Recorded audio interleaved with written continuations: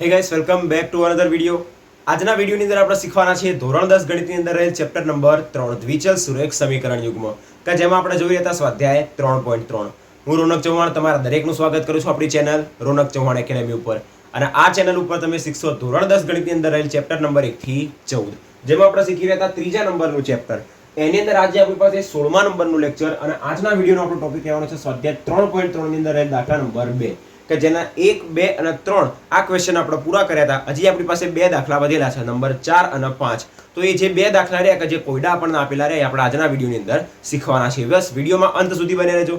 બંને દાખલાની અંદર તમને કમ્પ્લીટ આઈડિયા આવી જશે કે કેવી રીતે એને સ્ટેપ બાય સ્ટેપ સોલ્વ કરવા એનો ઉકેલ શોધવો. આપણે સ્ટાર્ટ કરીએ. પહેલા નંબરની અંદર દરેક લોકો ચોપડી લઈને બેસજો, રકમ વાંચવા માટે જરૂરી રહે. ઓકે, નંબર 4 ની આપણે રકમ વાંચીએ. મીના 2000 રૂપિયા ઉપાડવા બેંક ગઈ હતી, બરાબર. તેણે કેશિયરને કહ્યું કે મને માત્ર 50 ની જ અને 100 ની જ નોટો જોઈએ છે. મીનાના કુલ 25 નોટો મળી. તેણે 50 ની અને 100 ની પ્રત્યેકની કેટલી નોટો મળી હશે એ આપણે શોધવાનું છે. હું તમને આખો દાખલો પહેલા તો મોઢે સમજાવી દઉં. એક વ્યક્તિ છે મીના, એ બેંકની અંદર ગઈ 2000 રૂપિયા ઉપાડવા. એના કેશિયરને એવું કીધું કે મને ખાલી 50 ની અને 100 ની જ નોટો આપો. તો એના બેંકના કેશિયરે કેટલીક 50 ની નોટો આપી ને કેટલીક 100 ની નોટો આપી. તો કેટલી 50 ની નોટો આપી, કેટલી 100 ની નોટો આપી એ આપણે શોધવાનું છે. ઓવરઓલ રૂપિયા કેટલા થશે? 2000 જ થશે. ઓકે, બીજી કેવાને આપણને એક વસ્તુ આપી કહેવામાં આવી છે કે મીનાને કુલ 25 નોટો મળી હતી. જે 50 ની નોટોની સંખ્યા અને 100 ની નોટોની સંખ્યા બે નોટો મળી. માની લે કે આરે આપણને 5 નોટ મળી હશે, આરે 15 નોટ મળી હશે. તો 15 અને 5 કેટલા થાય? 20 થાય. પણ અહીંયા આગળ એને 25 નોટો મળી છે. એનો મતલબ શું? તો કે 50 ની નોટોની સંખ્યા પ્લસ 100 ની નોટોની સંખ્યાનો જ્યારે તમે સરવાળો કરશો તો ટોટલ તમને 25 નોટો મળે. બસ એવું જ કહેવામાં આવ્યું છે અને બીજી કોઈ હિન્ટ આપેલી નથી. આપણે એને સમજીએ અને એના પછી દાખલાને ગણીએ. થોડો ટ્વિસ્ટ કરવા જેવો દાખલો છે, ટ્વિસ્ટ કરેલો દાખલો છે. એની અંદર શું કહેવામાં આવ્યું છે કે એને ટોટલ 2000 રૂપિયા ઉપાડ્યા. 2000 રૂપિયા ટોટલ ઉપાડ્યા. રેડી? જેની અંદર એક 50 ની નોટો હશે અને કોઈક 100 ની નોટો હશે.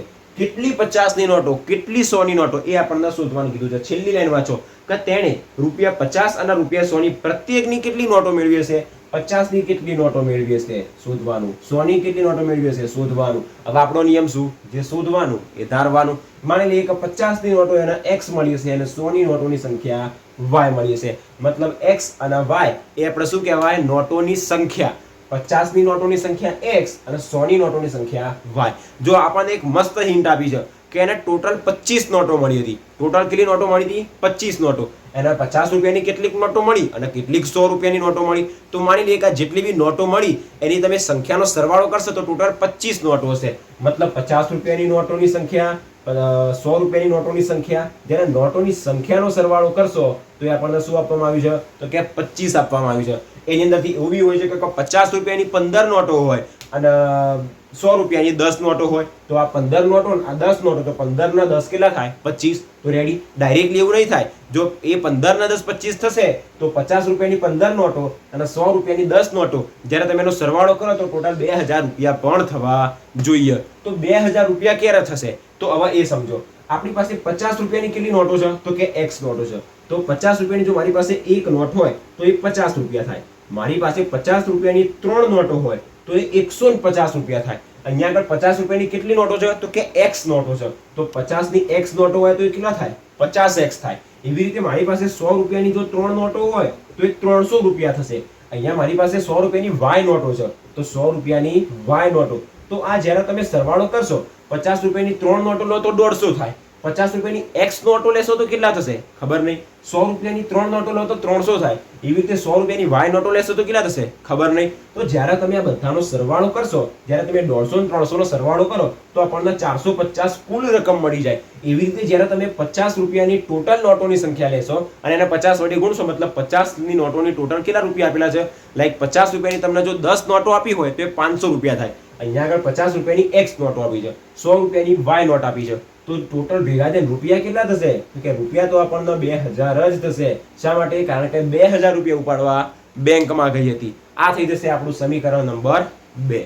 રેડી? તમને કમ્પ્લીટ આઈડિયા આવી ગયો કેવી રીતે એને સોલ્વ કરવું? ફરી એક વખત સમજીએ. પહેલા નંબરની અંદર એને ટોટલ 2000 રૂપિયા ઉપાડ્યા. જેની અંદરથી 50 ની કેટલીક ઉપાડીને 100 ની કેટલીક ઉપાડી અને આપણને એ જ શોધવાનું કીધું છે કે 50 ની કેટલી ઉપાડી 100 ની કેટલી ઉપાડી અને આપણો નિયમ કયો જે શોધવાનું હોય એ જ ધારવાનું હોય તો ધારી દીધું કે 50 રૂપિયાની એને x નોટો લીધી હશે અને 100 રૂપિયાની એને y નોટો લીધી હશે તો ટોટલ આપણને 25 નોટો આપી છે તો x એ નોટોની સંખ્યા છે y એ નોટોની સંખ્યા છે તો જ્યારે તમે x અને y બંને નોટોની સંખ્યાનો સરવાળો કરશો તો ટોટલ 25 નોટ થશે તો એ 25 નોટ થઈ ગઈ જે આપણું સમીકરણ નંબર 1 બીજું સમીકરણ બહુ જ મસ્ત છે જે બનાવતા આપણે શીખવું પડે કે જો આપણી પાસે 50 રૂપિયાની 10 નોટો હોય તો એ 500 રૂપિયા થાય એવી જ રીતે આપણી પાસે 100 રૂપિયાની 5 નોટો હોય તો એ કેટલા થાય તો કે 100 રૂપિયાની 5 નોટ હોય તો એ પણ આપણી પાસે 500 રૂપિયા થાય તો ટોટલ રૂપિયા કેટલા થાય 1000 થાય નોટો કેટલી થાય આ 10 નોટો થી 5 નોટો તો ટોટલ 15 નોટો થાય અને રૂપિયા કેટલા થાય 1000 રૂપિયા થાય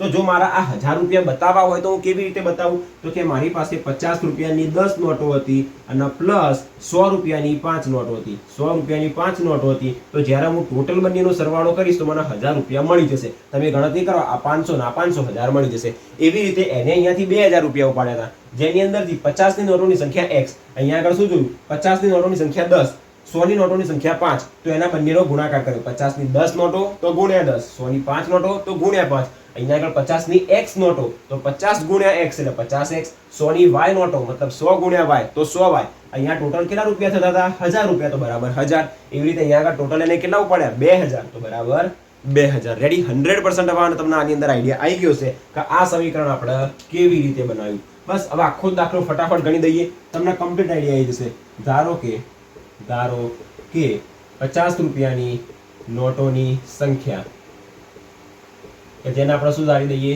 x ધારી દઈએ અને 100 રૂપિયાની નોટોની સંખ્યા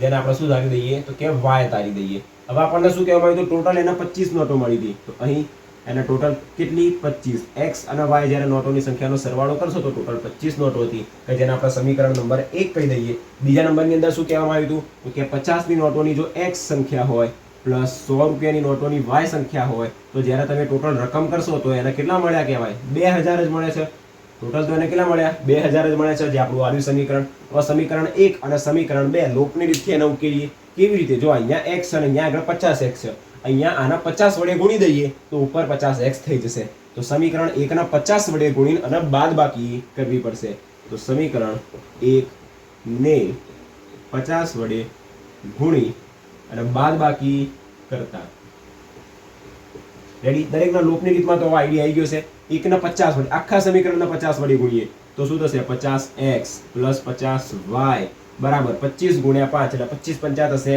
125 અને કેટલા વડે 50 વડે તો એનું 0 મૂકી દેવાનું 25 50 125 અને 0 મૂકી દેવાનું તો 25 ગુણ્યા 50 એટલે 1250 અને સમીકરણ નંબર 2 એમને મૂકી દેવાનું તો કે 50x + 100y અને બરાબર 2000 રેડી હવે બાદબાકી કરતા મતલબ બધાના ચિહ્નો ચેન્જ +2 - +2 - +2 - x વાળું પદ કટ થઈ જશે 50y - 100y એટલે -50y બરાબર 1250 માંથી 2000 જાય તો કેટલા વધશે 1200 પછી 1300 એટલે વધશે 700 અને આ 50 તો 750 - 750 રેડી બંને બાજુથી માઈનસ માઈનસ કેન્સલ થઈ જશે y બરાબર શું મળશે 750 ભાગ્યા 50 તો પહેલા તો 0 0 કટ થઈ જશે 15 5 75 50 તો પાછો 25 50 તો 75 થઈ જશે રેડી તો તેથી y બરાબર શું મળશે 15 5 મતલબ y બરાબર આપણને મળશે 15 નીચે સુધી દેખાઈ રહ્યું છે કમ્પ્લીટ છે રેડી હવે આ બધી વધારાની વસ્તુ આપણે જવા દઈએ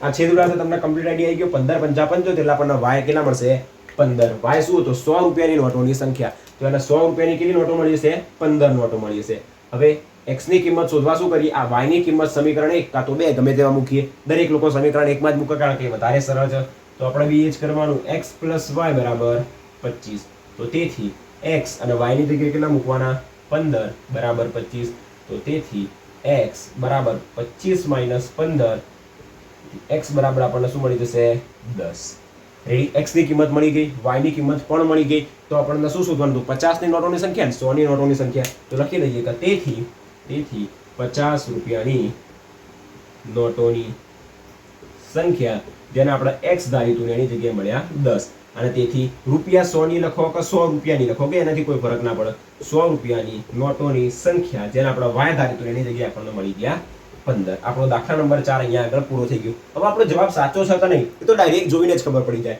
આ 10 અને આ 15 તો 15 ના 10 કેટલા થશે? 25. તો એને ટોટલ કેટલી નોટો મળી હતી? 25 જ મળી હતી. બીજી વસ્તુ જો આપણે શોધવી હોય તો 10 નોટો કોની હતી? 50 ની. 50 ની 10 નોટો મતલબ 50 ગુણ્યા 10 એટલે આપણને શું મળે તો કે 500. અને 100 રૂપિયાની 15 નોટો મતલબ એ ટોટલ 1500 રૂપિયા થાય. તો 1500 અને 500 કેટલા થઈ જશે? 2000 થઈ જશે. રેડી? આપણો દાખલા નંબર 4 અહીંયા આગળ પૂરો થઈ ગયો. 3 માર્ક્સની અંદર દાખલો પૂછવો હોય તો પૂછી શકાય. ઇમ્પોર્ટન્ટ દાખલો છે. સો આપણે અહીંયા સ્ટેપ બાય સ્ટેપ આવી રીતે સોલ્વ કરીશું તમને એનો કમ્પ્લીટ આઈડિયા આવી જશે. બાકી આપણી નોટ્સની અંદર તમને આ દરેકે દરેક દાખલા સ્ટેપ બાય સ્ટેપ સોલ્વ કરેલા મળી જશે અને નોટ્સની લિંક ડિસ્ક્રિપ્શન બોક્સમાં મળી જશે. આપણે 5મો દાખલો ગણ્યા પછી હું તમને કહી દઉં નોટ્સ વિશેનું કમ્પ્લીટ ડિસ્ક્રિપ્શન કે નોટ્સ કેવી રીતના લેવી બધી જ વસ્તુ. ઓકે, સો ચોથા નંબરનો દાખલો અહીંયા આગળ રેડી થઈ ગયો. 5મા નંબરનો દાખલો જોઈએ.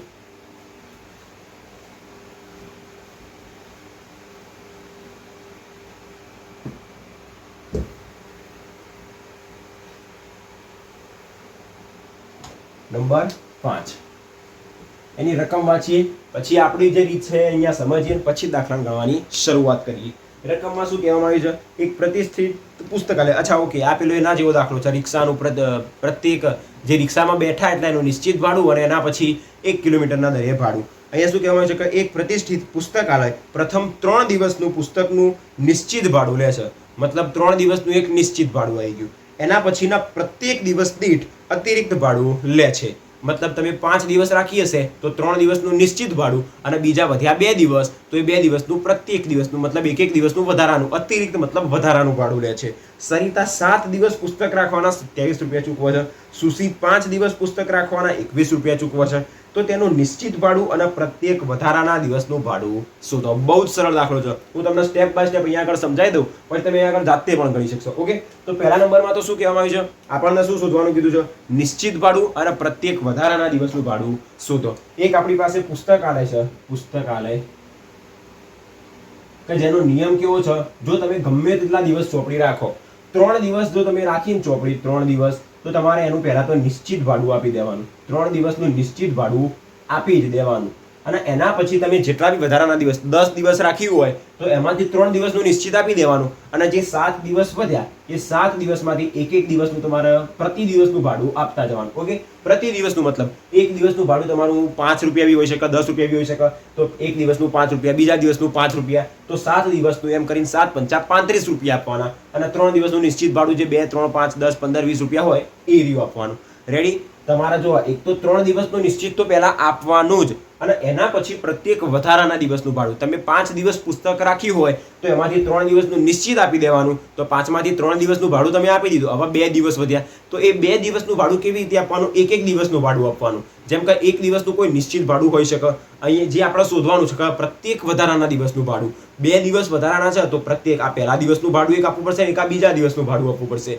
તો એ શું કહેવાશે? પ્રત્યેક વધારાના દિવસનું ભાડું. તો આપણે એ જ 2 વસ્તુ શોધવાની છે.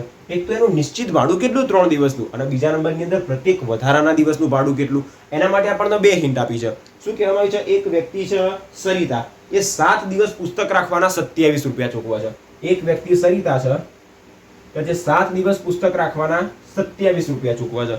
27 રેડી. અને બીજી વ્યક્તિ છે સુશી, 5 દિવસ રાખવાના 21. બીજી વ્યક્તિ છે સુશી કે જે 5 દિવસ પુસ્તક રાખવાના કેટલા રૂપિયા? 21 રૂપિયા ચૂકવે છે. અને આ એક કહેવાશે આપણી પહેલી અને બીજી હિન્ટ. અને એના ઉપરથી આપણે શું બનાવીશું? સમીકરણ બનાવીશું. તો બસ પહેલા તો જે શોધવાનું છે એને આપણે ધારી દઈએ. શું શોધવાનું કીધું છે? તો કે પુસ્તકાલયનું એક તો નિશ્ચિત ભાડું શોધો અને પ્રત્યેક વધારાના દિવસનું ભાડું શોધો. તો ધારી દઈએ. ધારો કે પુસ્તકાલયનું નિશ્ચિત ભાડું, પુસ્તકાલયનું નિશ્ચિત ભાડું કે જેને આપણે શું ધારી દઈશું? x રૂપિયા. હા, રૂપિયા ના લખીએ, ખાલી x જ ધારીએ. ઓકે, તથા પ્રત્યેક વધારાના દિવસનું ભાડું, તથા પ્રત્યેક વધારાના દિવસનું ભાડું.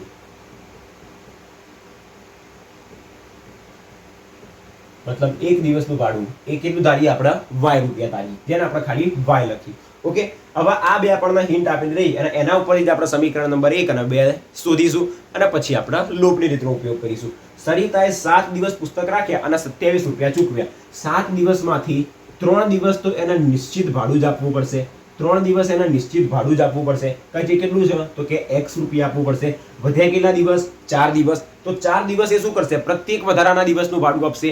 એક દિવસનું ભાડું y હોય તો એવા એને કેટલા દિવસ રાખ્યા? 4 દિવસ, જે કેટલા થશે? તો કે 4y થશે. મતલબ આ એને નિશ્ચિત ભાડું આપ્યું પ્લસ એને પ્રત્યેક વધારાના દિવસનું ભાડું આપ્યું, તો ટોટલ એને 127 રૂપિયા ચૂકવ્યા. આ થઈ ગયું સમીકરણ નંબર 1. રેડી? હવે એવી રીતે બીજું સમીકરણ બનાવીએ. એક વ્યક્તિ છે સુશ્રી, જેને 5 દિવસ ચોપડી રાખી, 5 દિવસ, જેની અંદરથી 3 દિવસનું તો એ નિશ્ચિત ભાડું આપશે. 3 દિવસનું નિશ્ચિત ભાડું કેટલું આપશે? તો કે x રૂપિયા આપશે. વધ્યા કેટલા દિવસ? 5 માંથી 3 દિવસ જતા રહ્યા તો 2 દિવસ વધ્યા. અને 2 દિવસના કેટલા રૂપિયા આપશે? એક દિવસના y રૂપિયા આપતા હોય તો 2 દિવસના કેટલા આપશે? 2y આપશે. તો ટોટલ નિશ્ચિત ભાડું અને એના 2 દિવસનું વધારાનું ભાડું એને ટોટલ એમ કરીને 21 રૂપિયા આપ્યા. તો આ આપણું થઈ જશે સમીકરણ નંબર 2. 1 અને 2 ને સોલ્વ કરીશું એટલે આપણને બહુ જ સરળતાથી શું મળી જશે? x અને y, મતલબ એનું નિશ્ચિત ભાડું અને પ્રત્યેક વધારાના દિવસનું ભાડું મળી જશે. તો હવે અહીંયા આગળ લખવાની શરૂઆત કરીએ. હવે આપણને પહેલા નંબરની અંદર શું કહેવામાં આવ્યું હતું? આને 7 દિવસ પુસ્તક રાખ્યું તો x + 4y બરાબર 27. આ થઈ જશે આપણું સમીકરણ નંબર 1. અને x + 2y બરાબર 21 એ સમીકરણ નંબર 2 થઈ જશે. x + 2y બરાબર 21. આ સમીકરણ નંબર 1 અને આ સમીકરણ નંબર 2. તમને આઈડિયા આવી ગયો કેવી રીતે આપણે સમીકરણ બનાવ્યા? 7 દિવસ પુસ્તક રાખ્યું હતું તો 3 દિવસનું નિશ્ચિત ભાડું એને x રૂપિયા આપી દીધું. 4 દિવસ બાકીના વધ્યા તો એક દિવસનું y કરીને રૂપિયા આપી જશે. જો એક દિવસનું y હોય તો એની પાસે વધારાના 4 દિવસ હતા તો એક દિવસના y તો 4 દિવસના 4y, તો એને ટોટલ નિશ્ચિત ભાડું આપ્યું, 4 દિવસનું ભાડું આપ્યું, તો બંને ટોટલ ભેગું કરીને કેટલું ભાડું આપ્યું? સરવાળો કરીને 27 રૂપિયા. એવી રીતે આને x નિશ્ચિત ભાડું અને 2 દિવસનું વધારાનું એમ 5 દિવસનું 21 રૂપિયા ભાડું આપ્યું. તો સમીકરણ 1 અને 2 ની બાદબાકી કરી દઈએ.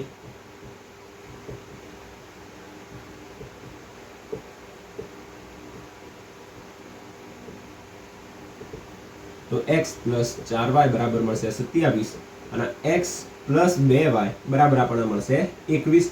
બાદબાકી કરી દઈએ, બધાના ચિહ્નો બદલી જશે. x વાળું પદ કરી દીધું, અહીંયા મળશે 2y બરાબર 27 માંથી 21 જાય તો 6, તો y બરાબર 6/2 એટલે y બરાબર આપણને મળી જશે 3. મતલબ પ્રત્યેક વધારાના દિવસનું ભાડું કેટલું? તો કે 3 રૂપિયા. અને નિશ્ચિત ભાડું કેટલું? હવે એ શોધીએ. નિશ્ચિત ભાડું શોધવા માટે y ની કિંમત ગમે તે એક સમીકરણમાં મૂકી દઈએ. સમીકરણ નંબર 1 x + 4y બરાબર 27. તો y બરાબર 3 મૂકીએ તો x + 4y બરાબર 3 મૂક્યા બરાબર 27. તો x બરાબર 27 - 4 તરી 12, 12 ના જમણી બાજુ મૂકી દઈએ. તો તેથી x બરાબર આપણને કેટલા મળી જશે? તો કે અહીંયાથી 12 એટલે 8 ને 7 15, x બરાબર 15. મતલબ 3 દિવસનું નિશ્ચિત ભાડું કેટલું? તો કે 15 રૂપિયા અને એક દિવસનું વધારાનું ભાડું 3 રૂપિયા. તો બસ આપણે જે ધારવાનું હતું એ શોધ્યું અને જે શોધ્યું એ આપણને મળી ગયું. તો તેથી લખી દઈએ કે જે શોધવાનું હતું એ પુસ્તકાલયનું નિશ્ચિત ભાડું, પુસ્તકાલયનું નિશ્ચિત ભાડું કે જે આપણે x રૂપિયા ધાર્યું હતું, x ની જગ્યાએ મળ્યા 15, તો 15 રૂપિયા. રેડી? તથા પુસ્તકાલયનું પ્રતિ દિવસનું ભાડું, પ્રતિ અથવા તો આપણે પ્રત્યેક વધારાના દિવસનું, તો પ્રત્યેક વધારાના દિવસનું ભાડું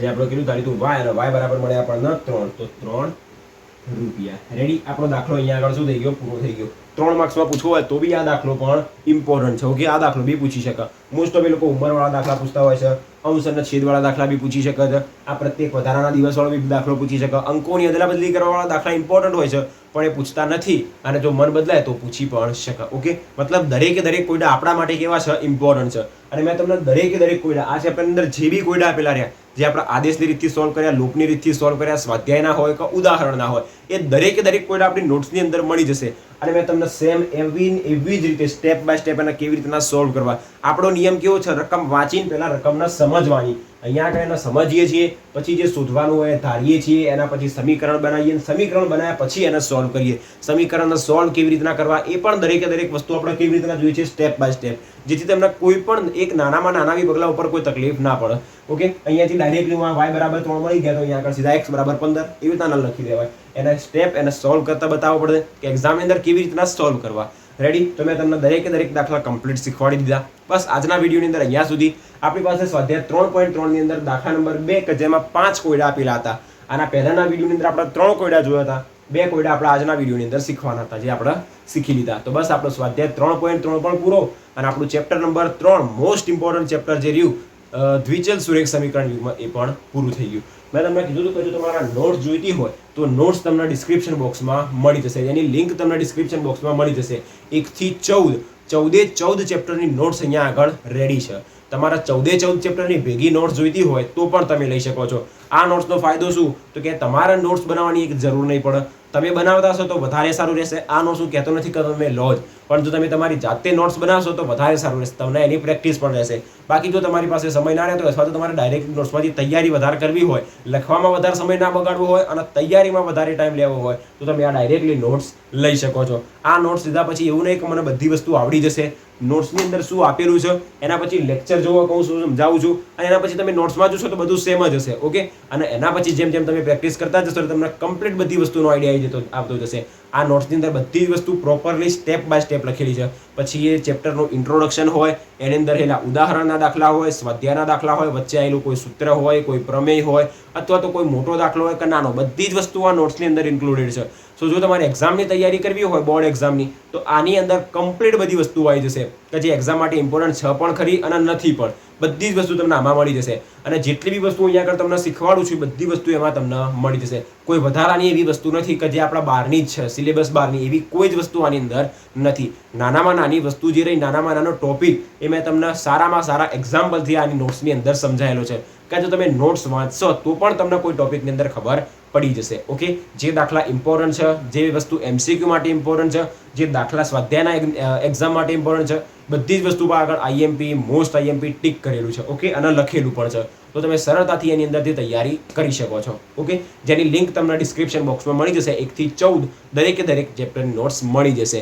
જો કોઈ તમારા સ્પેસિફિક ચેપ્ટરની નોટ્સ જોઈએ છે, જેમ કે ચેપ્ટર નંબર મારા ખાલી 5ની જ નોટ્સ જોઈએ છે સમાંતર શ્રેણીની, તો તમને અલગથી પણ નોટ્સ મળી જશે. અને બધી ભેગી નોટ્સ જોઈતી હોય તો એ પણ મળી જશે. ઓકે, તો બસ આજના વિડીયોની અંદર આપણે અહીંયા સુધી રાખીએ. આના પછીના વિડીયોથી આપણે નેક્સ્ટ ચેપ્ટર સ્ટાર્ટ કરીશું. આપણે સૌપ્રથમ ચેપ્ટર નંબર 14 સંભાવના પૂરું કર્યું. એના પછી આપણે ચેપ્ટર નંબર 3 દ્વિચલ સુરેખ સમીકરણ યુગ્મ પૂરું કર્યું. બંને ચેપ્ટર એક્ઝામ માટે સૌથી ઇમ્પોર્ટન્ટ ચેપ્ટર રહેતા હોય છે. બીજું પણ ઇમ્પોર્ટન્ટ ચેપ્ટર છે સમાંતર શ્રેણી અને આંકડાશાસ્ત્ર. તો બસ આપણે ગમે તે આ બેમાંથી કોઈ એક ચેપ્ટર આગળ અને પછી સ્ટાર્ટ કરીશું, અથવા તો ડાયરેક્ટલી લાઈન વાઇઝ જઈએ. ચેપ્ટર નંબર 1 થી એની શરૂઆત કરી શકાય.